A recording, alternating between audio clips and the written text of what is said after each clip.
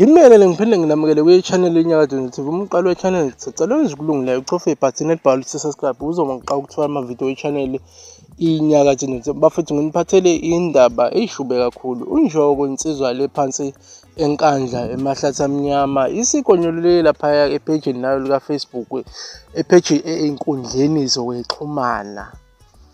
Ikhuluma ngongizwe ukuthi ungizwe imphathe kabi lento ukuthi ungizwe emlokhuzane ehambe eyogxeka indaba lapha online ukuthi ekhulume ngayo ukuthi yena ucula uDuti kade yena wafika la kuMaskandi kodwa akanamoto imali uyidla nezifebe usho kanjalo ulise kusho igama elinzima kangaka kodwa into ekhulunywe ungizwe lapha online.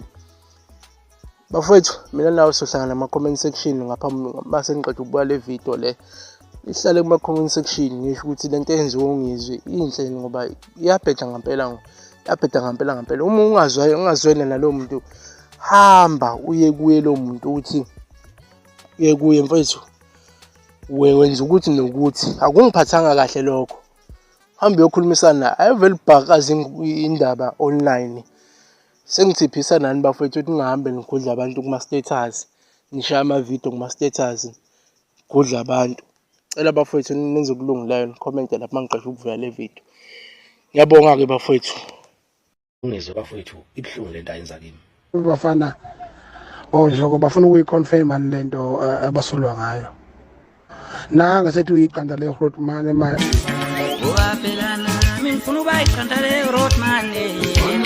Yazi ngifuna ubayiqanda le Roadman. Ay bona uqhucula amasimba kanjena. Ngizwe wena uyisitha sami sokuqala mfowethu kulento oyenzayo ngoba akaze ngenze lutho kuwe msulu kanyoka.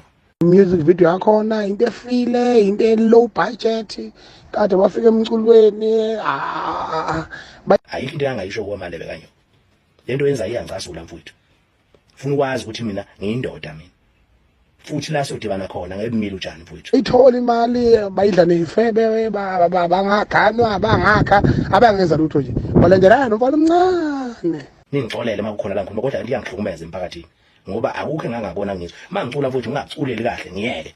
Ukhona umuntu ongacula umsangano kanjena ofana bebeshaya into yomhlaba. Mina kade kwazangithuka abantu bahlala besithuka mihla namala kodwa lokho kwenziwayo lo ukuthi athi mayisexakile empelweni afuna ukuvuka ngathi ngamagama abantu ibhlungu lento yenzayo.